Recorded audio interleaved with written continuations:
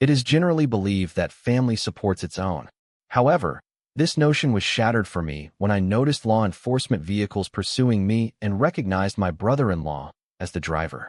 Detective Mark Rains, a respected officer with numerous accolades, was my wife's beloved sibling, known for his charming smile but watchful gaze. When he approached my window, his eyes were cold, and a smirk played at his lips, signaling that I was being targeted. He commanded me to exit the vehicle without any resistance or argument, and I obeyed because I knew he wanted me to retaliate.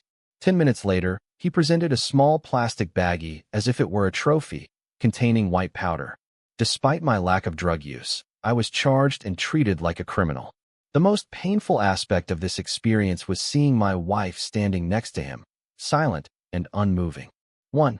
She didn't come to see me, nor did she call.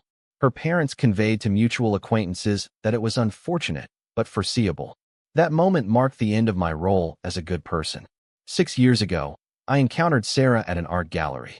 She embodied warmth, wit, and ambition. We cultivated a tranquil existence, filled with music, mutual aspirations, and lazy Sunday mornings. Her family, however, belonged to a different social class, wealthy, political, law enforcement, and status-oriented. I believed I had earned their respect. However, my assessment was not correct. Mark, her brother, never liked me. He argued that I was too subdued, too sanitized. I recognized his scrutiny at family dinners. He analyzed each of my words meticulously, always joking about subjecting me to a microscope someday. I believed it was empty talk. I was mistaken once more. Mark didn't just frame me. He wanted me to fail, to humiliate me, to demonstrate something, to himself, his sister, the entire family. And she allowed him to do so. In the detention cell, I reflected on everything. The casual comments, the subtly planted doubts, the way Sarah began locking her phone many months ago, her secret disputes with her mother, which she believed occurred when I was asleep, I now witnessed. The whole scene hadn't been impromptu. It had been strategized. However, I didn't panic. Instead, I took notes. When they granted me one phone call, I didn't employ it for bail purposes.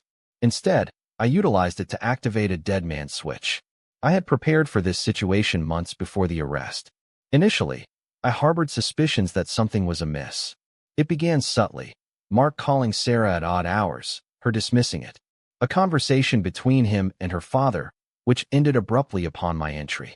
Consequently, I took action as any cautious, meticulous man would. I set up cameras inside the house and garage, monitored phone records, and installed tracking apps on devices. All actions were legal, discreet.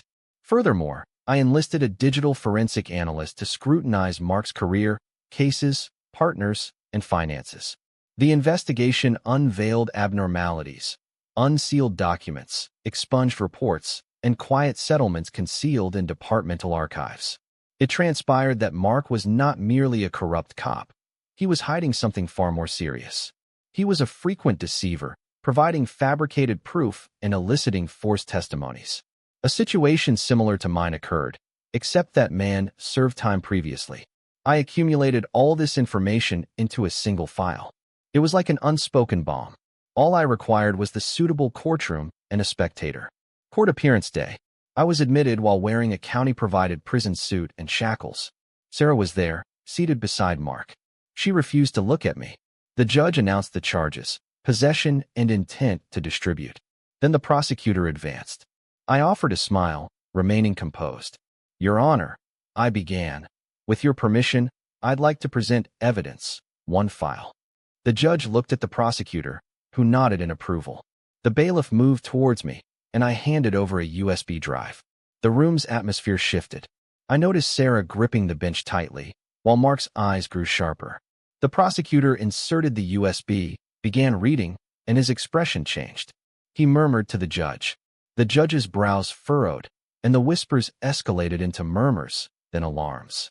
And finally, the commotion started. Sarah was the first to rise from her seat. Mark angrily grabbed her arm after you stated you deleted it. Be quiet, Sarah, he snapped, but it was already too late. The file contained everything, body cam footage interspersed with gaps, hidden internal reports Mark had concealed, secret recordings of your discussions about the plan to manipulate my arrest, and proof of his intention to plant evidence. A recording I'd captured from a bug in Sarah's car confirmed it all.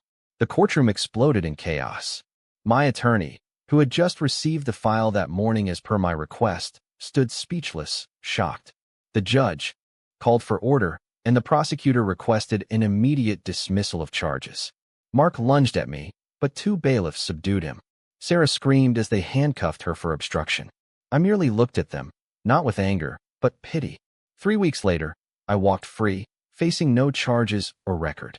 Mark was indicted on multiple counts, tampering with evidence, conspiracy, and abuse of power. Sarah eventually pleaded guilty to the charges against her. Her family's reputation suffered. Her father lost his position in the committee. I sold our home, relocated to another city, began anew. People inquired if I was resentful. I'm not, as I didn't merely clear my name, but broke theirs. They anticipated I would crumble, that I would quake with fear.